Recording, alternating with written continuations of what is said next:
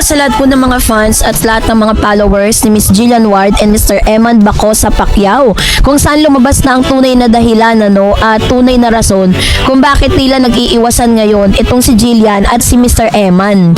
So makikita natin dito kung sino ba talaga ang may sala. So ang lahat ng yan, but before that, if you haven't subscribed yet, sabi na natin ito pong si Miss Jillian Ward. Si Miss Jillian Ward po ay meron po siyang show na magaganap po sa Pangasinan. Nag-post po siya sa kanyang IG at iniimbitahan niya ang lahat ng kanyang mga fanay na makisaya, lalo-lalo na po sa Pangasinan dahil siya po ay mapapanood doon. At magsho-show po siya doon. Yun po yung ating aabangan. Kasi yun po yung mga, mamaya sabihin ko sa inyo yung details. Kasi pinost niya na po yun sa kanyang Instagram eh. Pero medyo nawala dito sa aking copy. But anyway, so yun, abangan po natin yan dahil siya po ay naghahanda para dyan. So eto na, let's talk about this one. Dahil pinag-uusapan ngayon, dahil marami pa rin nagtatanong, bakit tila mailap ito pong si Jillian at saka si Eman. Kasi kahit ako po, nagsisearch kasi ako ng ilan sa mga kaganapan sa kanilang dalawa para at least maihatid natin sa inyo ng very very clear at talagang maihatid sa inyo yung mga kaganapan sa kanilang dalawa. Pero pagkatapos po ng laban nitong si Eman at pagkatapos ng ilang mga revelation dito po at pagkaka-edit ng ilang mga social media accounts itong si Mr. Eman ay bigla na lang parang nawala sa limelight niya si Jillian. Ganon din si Jillian, parang nag-iiwasan silang dalawa or parang there's something na pumipigil sa kanilang dalawa. And then after na dumaan sa newsfeed ko, ito pong interview ni Mr. Eman Bacosa Pacquiao, dito ko napatunayan na talagang meron talagang ebidensya na talagang pinaghihiwalay talaga silang dalawa or parang pinapakalma silang dalawa, ganon. So panoorin natin to. Gusto mo bang i-clear yun? And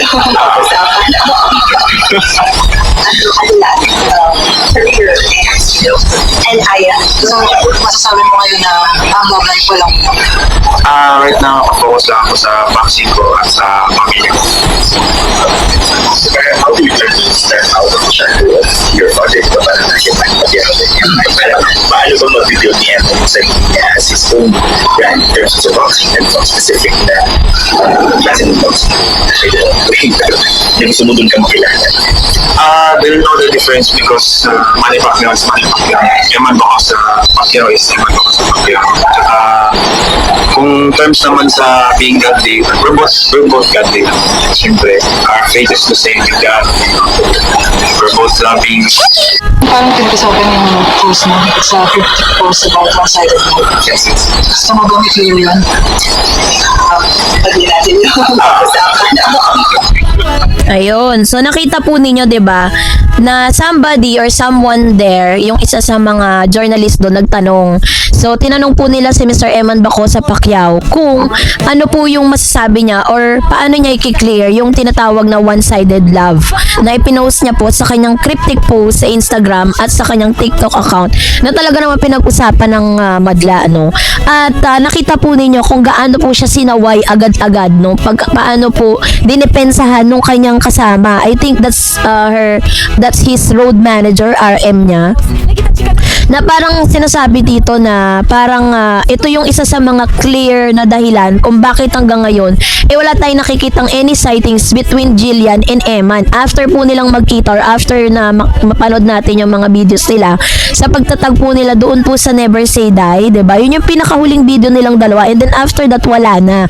Parang feeling ko lang talagang yung RM at yung network na rin mismo or yung management na rin mismo talaga ang nagpapatigil or parang nagpapalaylo or nagpapakalma dito kay Eman at saka kay Jillian. Tignan niyo yung sagot niya nung tinanong siya na yung love life, tungkol sa love life. Sinabi niya dito na biglang sinabi niya na mag-focus muna daw siya sa family niya at sa kanyang career. Yun po. Tapos doon ko po napagtanto na bakit may post din si Jillian na parang parang malungkot siya. May black heart na doon po sa kanyang Instagram post, sa kanyang Twitter.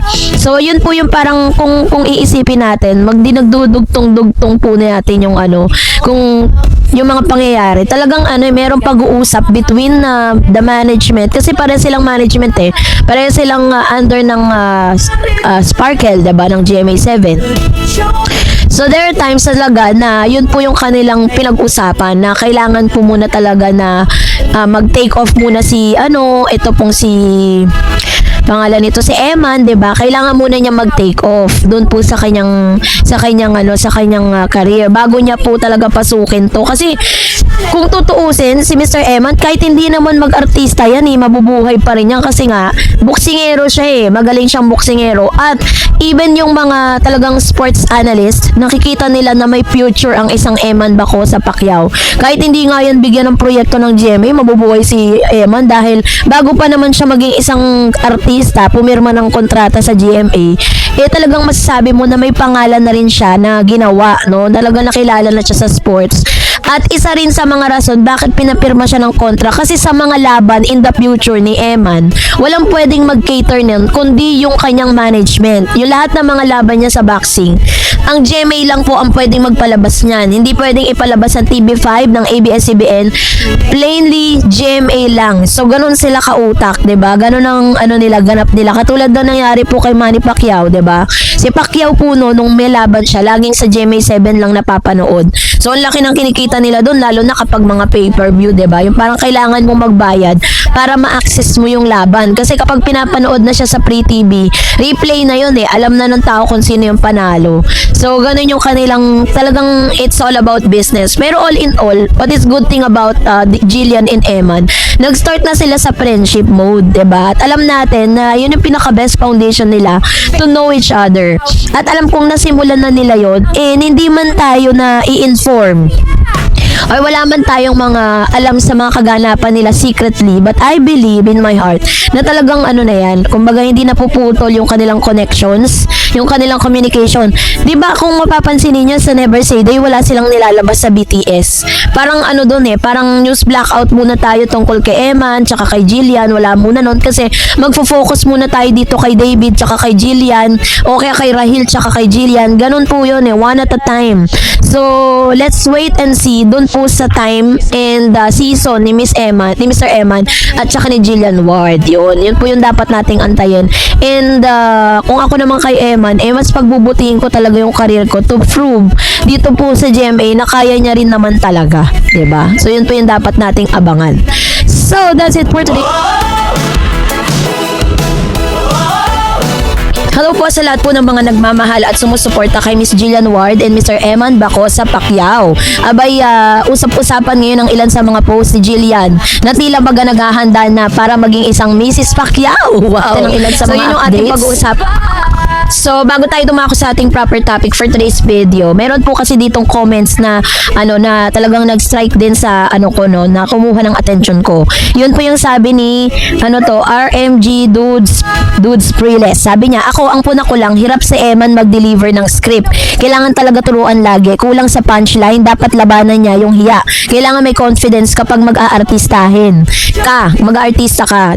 Hindi ka dapat mahiya sa camera. Ito mismo yung dahilan kung bakit hanggang sa ngayon ay hindi pa sila nabibigyan talaga ng proyekto. Hindi pa talaga yung total exposure ni Mr. Eman ay hindi pa binibigay ng GMA kasi nga kulang pa Kailangan niya pa ng mas marami pang practice, lalo na si Eman po, hindi po talaga siya sanay magsalita ng diretsong straight na Tagalog dahil nga 'di ba lumaki siya sa probinsya at yung kanyang mother tongue, 'di ba? Yung kanyang talagang tinatawag na araw-araw na ginagamit ng language is yung kanilang lingwahe na Bisaya.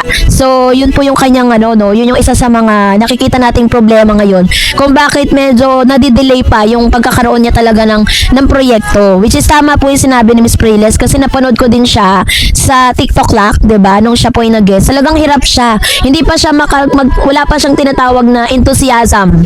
At wala pa rin po siya yung makaka-jive siya doon po sa biruan, sa sa mga, yung parang magbabato ka ng mga punchline. Wala pa siyang ganun eh. Kaya kailangan muna siyang practicein. And then sabi ni Miss Julius Ragasan, ako ganyan naman ang GMA, kaya mas mabuti na sanang hindi na nag-artista si Idol Eman. Magpo-focus na lang siya sa boxing at endorsement. Ayan. So ito naman po yung kanyang komento with regards to this. Alam ko naman po na may plano rin talaga ang GMA para sa kanya. It's just so happen na marami pa silang dapat i-consider, 'di ba? At isa rin sa mga nagpahanga sa akin dito po kay Miss Jillian, ganito pala siya nag-practice, no? At yung kanya pong concert na magaganap sa Pangasinan ay pinaghahandaan niya ng todo. Tingnan niyo po yung practice niya, ha? Panoorin natin tong video na to.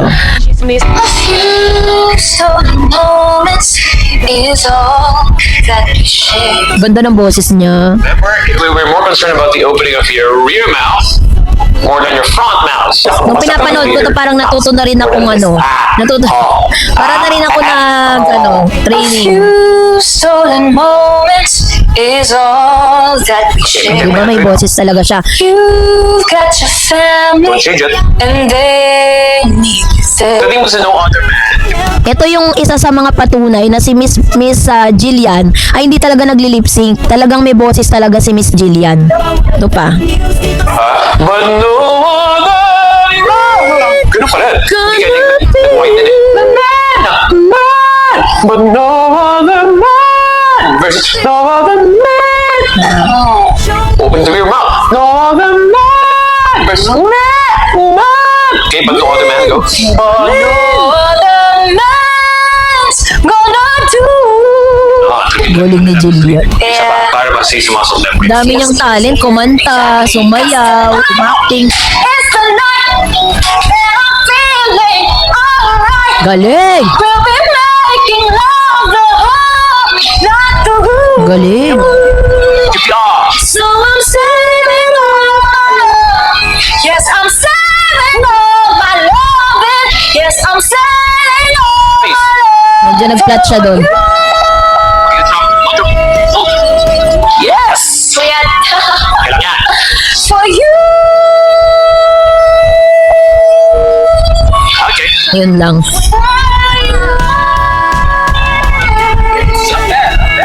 You're trying to win something.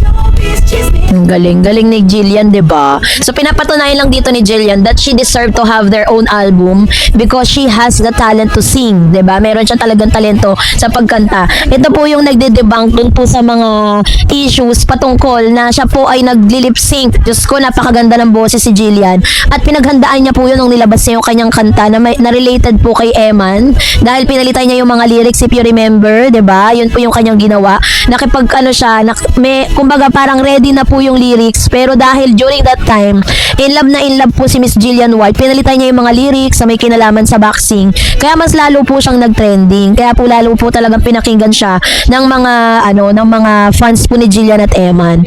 So, isa rin sa mga pinag-uusapan ngayon, yung paghahanda di umano ni Miss Jillian, kasi may mga videos po siya na inilabas sa kanyang Instagram, no? Parang nagluluto dito si Miss parang sinasabi, ang dami po nag-comment dun sa kanyang mga videos na yun na ito daw si Miss Jillian Ward ay naghahanda ng maging Mrs. Pacquiao dahil po nag-aaral na siya magluto, 'di ba? Dati hindi naman ginagawa ni Jillian yan eh. So isa sa mga content niya yung pagluluto. Tuloy maraming mga Jillman ang talagang kinilig doon po sa mga pinapakita ni Miss Jillian. Parang nagkaroon siya ng interest sa mga ganong gawain, 'di ba? Dati naman ang talagang nakikita lang natin sa mga videos niya, kumakanta siya, sumasayaw, uma-acting, pero ngayon kakaiba na.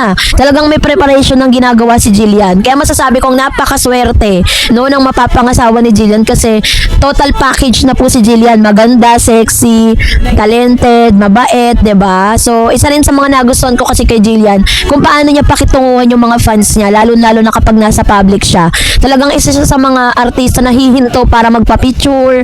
It doesn't matter kung madumog siya doon, basta ang importante yung mga taong humihingi ng picture sa kanya at bumabati sa kanya ay mabigyan niya ng atensyon. So, sa ngayon ay talagang nakaka-inlove lang yung mga kaganapan patungkol kay Jillian at kay Eman. Wala man tayong makitang any BTS or behind the scene videos or behind the scene photos na magkasama sila together. future. Pero alam ko po na in due and in proper time, magaganap yan, 'di ba? Hindi naman po importante na makakita tayo ng mga ganyan. Ang talagang dyan is yung mga past interviews po nila is doon pa lang makikita natin na may pag-amin ng naganap pero ayaw lang nilang gawing opisyal. 'Di ba? Dahil may utos po galing sa management na kalma-kalma muna ang Jillman dahil meron silang pinagpo-focusan na lab team ni Jillian ngayon. Yun yung dapat nilang yun yung dapat nilang bigyan pansin, 'di ba? So, dahil dyan, congratulations Miss Jillian Ward. Talaga namang nakakahanga itong si Jillian. So, that's it for today. For more videos and updates, please don't forget to like and subscribe, and please don't forget to follow my Facebook page, Dareds TV and Dareds Channel. God bless everyone.